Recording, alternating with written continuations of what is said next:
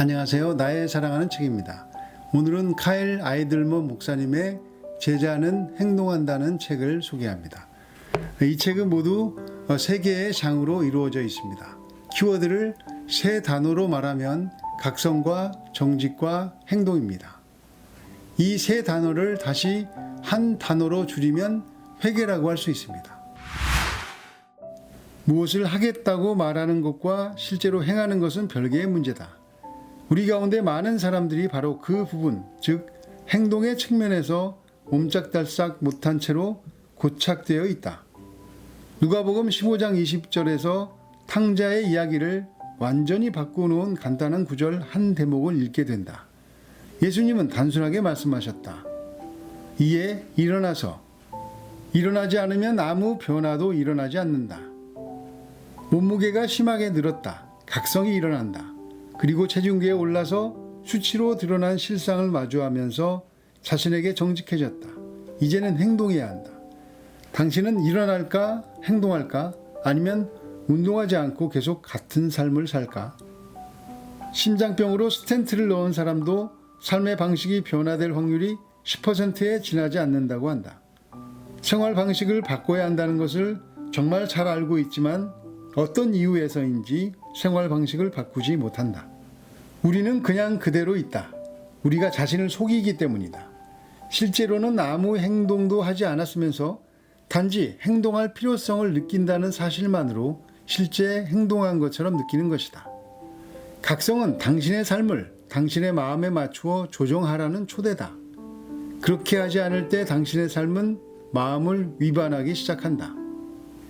무엇을 해야 할지 잘 알면서도 아무것도 하지 않으면 필연적으로 좌절감을 느낄 수밖에 없다. 그 좌절감을 주변의 다른 사람들에게 발산하게 되는 것은 시간 문제다. 행동이 없는 각성은 언제나 죄책감을 낳는다. 죄책감은 언제나 분노로 그 모습을 드러낸다. 그게 저예요. 아무래도 저는 이렇게 생겨 먹은 것 같아요. 우리는 대부분 행동에 매우 미진하다. 그러나 행동이 없으면 우리 삶의 이야기는 결코 변화되지 않는다. 이에 스스로 돌이켜 이르되 이에 일어나서 우리의 신념과 확신은 행동이 있을 때 비로소 진짜가 된다. 일어나는 것은 쉽지 않다. 그러나 절대 복잡하지 않다. 간단하다. 일어나면 된다. 탕자는 일어나서 갔다. 당신에게 묻고 싶다. 언제 일어날 생각인가? 악은 우리가 일어나지 못하도록 방해합니다. 우리가 행동에 옮기면 악의 세력에게는 큰 타격이 되기 때문입니다.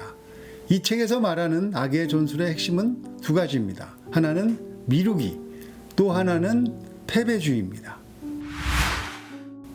사탄은 우리가 즉각적으로 행동하지 않고 미루고 또 미루다 보면 이내 다시 깊은 잠에 빠져들게 된다는 사실을 너무나 잘 알고 있다. 미루기 성향을 갖는 이유, 첫째, 고통의 순간을 미루기 위해서. 우리는 당기고 쑤시는 근육통을 원하지 않기에 운동하는 것을 미룬다. 생활 방식을 바꾸기 원하지 않기에 소비 규모를 줄이는 것을 미룬다. 나약해지는 느낌을 원하지 않기에 도움받기를 미룬다. 부끄러움을 원하지 않기에 용서 구하는 것을 미룬다. 둘째, 현재의 쾌락을 연장하기 위해서. 먼 나라에서 쾌락을 만끽하며 돈을 펑펑 쓰는 것은 재미있을 것 같다. 셋째, 완벽한 계획을 짜기 위해서. 탕자의 행동 계획이 전혀 복잡하지 않았다는 점을 주목하라. 그의 계획은 매우 단순했다. 즉시 일어나 집으로 가서 아버지에게 말하는 것. 그것이 그의 행동 계획의 전부였다. 아이들머 목사님은 하나님께서 우리를 사랑하셔서 우리 삶의 한계선을 정하셨다고 합니다.